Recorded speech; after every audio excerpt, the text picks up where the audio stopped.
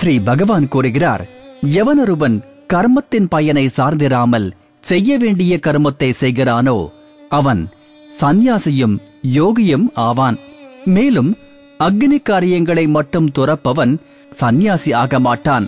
செயல்களை செய்யாமல் துறப்பவனும் யோகி ஆக மாட்டான். அர்ஜுனா, எதை சந்நியாசம் என்று கூறுகிறார்களோ அதையே நீ யோகம் என்று தெரிந்து கொள். ஏனெனில் சங்கல்பங்களை துறக்காத எவனும் யோகியாக ஆக மாட்டான். யோகத்தை கடைபிடித்து முன்னேற விரும்புகின்ற பரம்பொருளை சிந்தித்திருக்கின்ற மனிதன் யோகத்தை அடைவதற்கு நிஷ்காமமாக கர்மங்களை செய்வதுதான் காரணம் என்று கூறப்படுகிறது. இவ்விதம் யோகாரூடன் ஆன பிறகு அந்த யோகத்தை கடைபிடிப்பவனுக்கு எவ்விதமான சங்கல்பங்களையும் இல்லாது இருத்தல்தான் மேன்மை அடைவதற்கு காரணம் என்றும் கூறப்படுகிறது. எப்பொழுது புலன்களுக்குரிய போகப் பொருட்களில் பற்று கொள்வதில்லையோ, கர்மங்களிலும் பற்று கொள்வதில்லையோ, அப்போது எல்லா சங்கல்பங்களையும் துறந்தவனான அவன் யோகாரூடன் என்று கூறப்படுகிறான். தன்னைத்தானே சம்சார கடலில் இருந்து உயர்த்தி கொள்ள வேண்டும். தன்னைத்தானே வீழ்த்தி கொள்ளக்கூடாது. ஏனெனில் தனக்கு தானேதான் நண்பன், மேலும் தனக்கு தானேதான் பகைவன். எந்த ஜீவாத்மாவினால் மனம் புலன்களுடன் கூடிய உடல் அடக்கி ஆளப்படுகிறதோ அந்த ஜீவாத்மாவிற்கு தனக்குத்தானே நண்பன். ஆனால் மனம் புலன்களுடன் கூடிய உடலை அடக்கி ஆளாதவன் தனக்குத்தானே பகைவனைப் போல பகைமை செய்வதில் செயல்படுவான். தட்ப வெட்பம், இன்ப துன்பம், மான அவமானம் ஆகியவற்றில் எவனுடைய மனநிலை மிகவும் அமைதியாக இருக்கிறதோ, தன்னை அடக்கி வெற்றி கொண்ட அந்த மனிதனின் ஞானத்தில் சத் சித் ஆனந்தமயமான பரமாத்மா நன்கு நிலைத்து நிற்கிறார். அதாவது அவனுடைய அறிவில் பரமாத்மாவை தவிர வேறு ஒன்றுமே இல்லை. எவரது உள்ளம் ஞானத்தாலும் விஞ்ஞானத்தாலும் நிறைந்து திருப்தியாக இருக்கிறதோ, எவர்தம் நிலையிலிருந்து எந்த சூழ்நிலையிலும் விகாரமின்றி இருக்கிறாரோ, எவர்தம் புலன்களை நன்கு அடக்கி வசப்படுத்தியுள்ளாரோ, மேலும் எவர் மண், கல், பொன் ஆகியவற்றில் சம பாவனை கொண்டுள்ளாரோ அந்த யோகி பகவானை அடைந்தவர் என்று அழைக்கப்படுகிறார். தன்னலம் கருதாது அனைவருக்கும் இதம் செய்பவன் நண்பன், பகைவன், உதாசீனன், நடுநிலையில் நிற்பவன், வெறுக்கத்தக்கவன், உறவினர் ஆகியவர்களிடத்தும் நல்லோர்கள் இடத்தும் பாவிகளிடத்தும் கூட சமமான பாவனை கொண்டுள்ளவன் மிகவும் சிறந்தவனாகிறான். மனம் புலன்களுடன் கூடிய உடலை அடக்கி எதிலும் ஆசையில்லாமல் தனக்கென்று எதையும் சேர்த்து வைத்துக் கொள்ளாத யோகி தனி ஒருவனாக தனியான இடத்தில் அமர்ந்து கொண்டு ஆத்மாவை இடைவிடாது பரமாத்மாவில் இணைக்க வேண்டும். தூய்மையான இடத்தில் தரை மீது தர்பை, மான் தோல், துணி இவற்றை ஒன்றின் மேல் ஒன்றாக விரித்து மிக உயரமாக இல்லாமலும் மிக தாழ்வாக இல்லாமலும் தன்னுடைய இருக்கையை அசைவற்றதாக அமைத்துக்கொண்டு அந்த ஆசனத்தில் அமர்ந்து கொண்டு மனம் புலன்களின் செயல்களை தன் வசத்தில் வைத்துக்கொண்டு மனதை ஒருமுனைப்படுத்தி உள்ள தூய்மையாக யோகத்தை பயில வேண்டும். உடல், தலை, கழுத்து இவற்றை சீராகவும் அசைவற்றதாகவும் வைத்துக்கொண்டு அசையாமல் ஸ்திரமாக இருந்து கொண்டு மற்ற திசைகளை பாராமல் தன்னுடைய நாசியின் நுனியின் மீது பார்வையை ஒருமுறைப்படுத்தி பிரம்மச்சரிய விரதத்தில் நிலைத்து நின்று அச்சமின்றி நன்கு மன அமைதி பெற்ற தியான காலத்தில் விழிப்புணர்வோடு கூடிய யோகி தன் மனத்தை அடக்கி என்னையே மனத்தில் நினைத்தவனாக என்னையே அடையத்தக்க சிறந்த கதியென கொண்டு நிலை பெற்றிருக்க வேண்டும். மனத்தை தன்வசப்படுத்திய யோகி இவ்விதம் ஆத்மாவை இடையராது பரமேஸ்வரனான என்னுடைய ஸ்வரூபத்தில் இணைத்துக்கொண்டு என்னிடம் விளங்குகின்ற பரமானத்தின் பெருநிலையாகிய அமைதியை அடைகிறான். அர்ஜுனா, இந்த யோகம் மிகுதியாக உண்பவனுக்கும் கைகூடாது, அறவே உண்ணாமல் இருப்பவனுக்கும் கைகூடாது.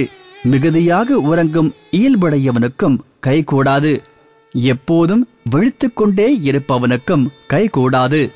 துக்கத்தை போக்குகின்ற யோகம் அளவோடு உண்டு நடமாடுகின்றவனுக்கும், கர்மங்களில் உரிய முயற்சி செய்கின்றவனுக்கும், அளவோடு உறங்கி விழித்திருப்பவனுக்கும் மட்டுமே கைகூடுகிறது.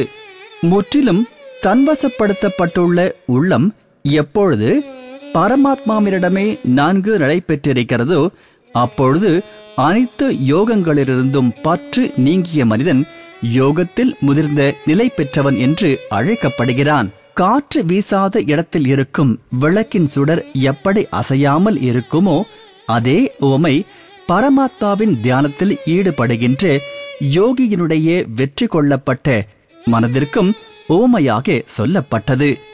யோக பயிற்சியினால் கட்டுண்ட சித்தம் எந்த நிலையில் ஓய்ந்து நிற்கிறதோ, மேலும் எந்த நிலையில் பரமாத்ம தியானத்தினால் தூய்மை பெற்ற நுண்ணிய புத்தியினால் பரமாத்மாவை நேரில் கண்டு சத் சித் ஆனந்தமயமான பரமாத்மாவிலேயே மகிழ்ந்து கொண்டிருக்குமோ, புலன்களுக்கு அப்பாற்பட்ட தூய்மையான நுண்ணிய புத்திக்கு மட்டும் புலப்படும் எந்த முடிவற்ற ஆனந்தமுண்டோ அதை எந்த நிலையில் அனுபவிக்கின்றானோ, மேலும் எந்த நிலையில் நிலை பெற்று இந்த யோகி பரமாத்ம ஸ்வரூபத்திலிருந்து விலகுவதே இல்லையோ, பரமாத்மாவை அடைவதாகிற எந்த பேற்றை பெற்றதும் அதை காட்டிலும் வேறொரு பேற்றை உயர்வானது ஒன்று என்று கருத மாட்டானோ, மேலும் பரமாத்மாவுடன் ஒன்றிவிட்ட என் நிலையில் நிலை பெற்ற யோகி மிகப்பெரிய துயரத்தால் கூட கலங்க மாட்டானோ, துன்பமயமான சம்சார சேர்க்கையிலிருந்து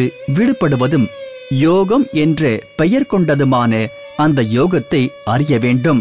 அந்த யோகம் சோர்வற்ற தைரியமும் உற்சாகமும் உள்ள சித்தத்தோடு உறுதியாக ஆற்றப்பட வேண்டும்.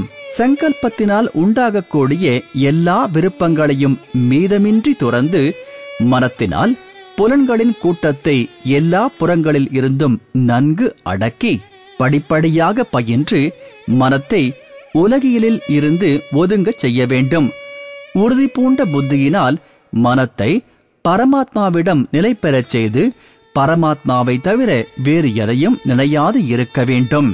ஆனால் இந்த நிலையில்லாது அலைந்து கொண்டே இருக்கின்ற மனம் எந்தெந்த ஒலி முதலிய விஷயங்களின் காரணமாக உலகில் அலைகிறதோ அந்தந்த விஷயங்களில் இருந்து தடுத்து நிறுத்தி அதை திரும்ப திரும்ப பரமாத்மாவினிடமே நிலை பெறச் செய்ய வேண்டும். ஏனெனில் மனம் நன்கு அமைதி அடைந்தவனும் பாவங்கள் அற்றவனும் உலகியல் ஈடுபாடு அடங்கியவனும் சத் சித் ஆனந்தமயமான பிரம்மத்திலே ஒன்றியவனுமான இந்த யோகியை உயரிய சுகம் வந்து அடைகின்றது.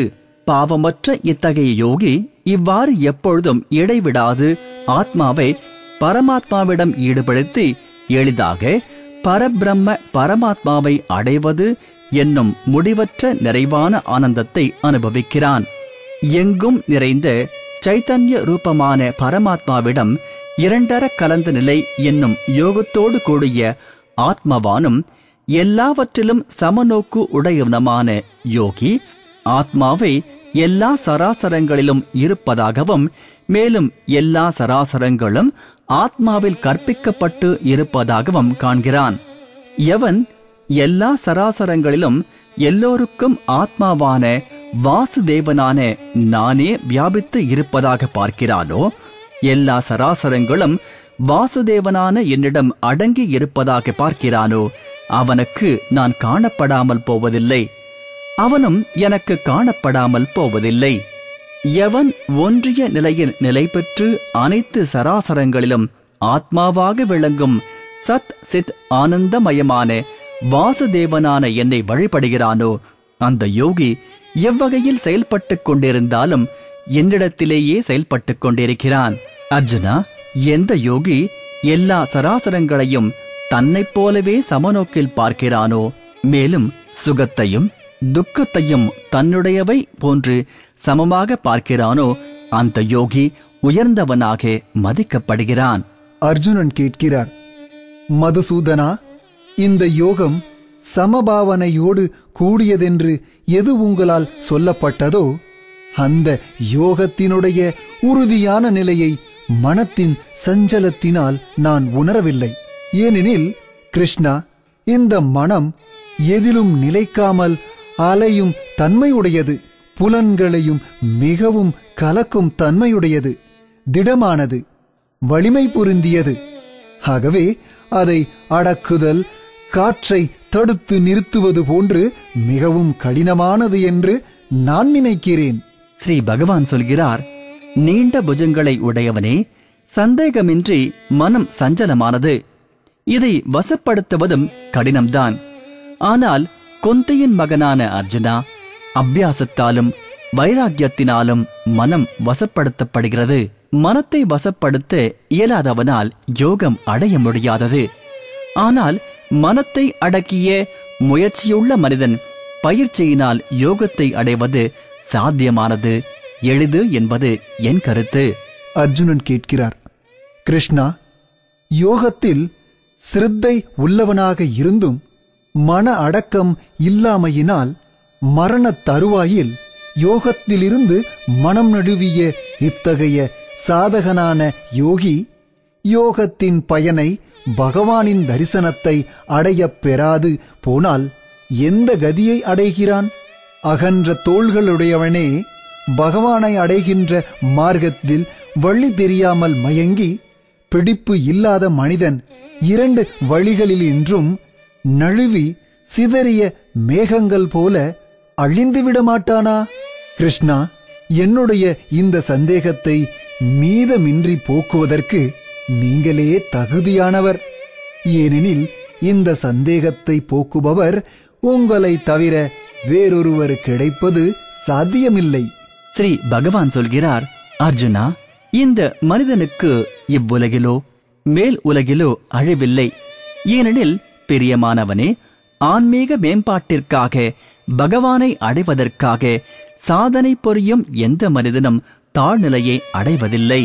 யோகத்தினின்றும் வழுவியவன் புண்ணியம் செய்தவர்களுக்கு உரிய ஸ்வர்க்கம் முதலிய உயர்ந்த உலகங்களை அடைந்து பல்லாண்டுகள் அங்கு வாழ்ந்து மறுபடியும் நல்லொழுக்கமுள்ள செல்வந்தர்களுடைய வீட்டில் பிறக்கிறான். அல்லது வைராக்கியமுள்ள யோகப்பிரஷ்டன் அந்த உலகங்களுக்கு செல்லாமல் ஞானிகளான யோகிகளுடைய குலத்திலேயே பிறக்கிறான். ஆனால் இத்தகைய பிறப்பு இவ்வுலகில் ஐயமின்றி மிகவும் அரிதாகவே உள்ளது. அங்கு முற்பிறவியில் சேர்த்து வைக்கப்பட்ட அந்த புத்தி சம்யோகத்தை சமபுத்தி யோகத்தினால் மனப்பதிவுகளை எளிதாகவே பெறுகிறான். மேலும் குருநந்தனான அர்ஜுனா அதனுடைய பிரபாவத்தினால் மறுபடியும் பரமாத்மாவை அடைகிற வழியில் முன்னிலும் தீவிரமாக முயல்கிறான். சீமான்கள் வீட்டில் பிறவி எடுத்த யோக பிரஷ்டனான அவன் தன் வசம் எழுந்தவனாயினும் அந்த முற்பிறப்பின் பயிற்சியின் ஆலேயே சந்தேகமின்றி பகவான் பால் ஈர்க்கப்படுகிறான். அவ்வாறே சமபுத்தியாகிய யோகத்தை அறிய விரும்புவனும் கூட வேதங்களிலே கூறப்பட்டுள்ள பயனை விரும்பி செய்யப்படும் கர்மங்களின் பயனை பொருட்படுத்தாமல் கடந்து சென்று விடுகிறான். ஆனால் முழு பயிற்சியுடன் பயிற்சி செய்யும் யோகியோ பல பிறவிகளிலும் ஏற்பட்ட மனப்பதிவுகளின் வலிமையால் இப்பிறவியிலேயே சித்தியடைந்து அனைத்து பாவங்களும் நீங்க பெற்று பரிசுத்தனாகி அக்கணமே உயர்ந்த நிலையை அடைகிறான். யோகியானவன் தவம் செய்பவர்களைக் காட்டிலும் மேலானவன், சாஸ்திரங்களை அறிந்தவர்களைக் காட்டிலும் மேலானவனாக கருதப்படுகிறான். மேலும் பயனில் ஆர்வம் கொண்டு கர்மங்களை செய்பவர்களைக் காட்டிலும் யோகி உயர்ந்தவன். ஆகையால் அர்ஜுனா, யோகி ஆவாயாக. அனைத்து யோகிகளிலும் எவன் ஸ்ரத்தையுடைய யோகியோ, என்னிடம் ஈடுபாடு கொண்ட உள்ளத்தால் மனப்பூர்வமாக என்னை வழிபடுகிறானோ, அந்த யோகியே என்னால் மிகவும் உயர்ந்தவனாக மதிக்கப்படுகிறான்.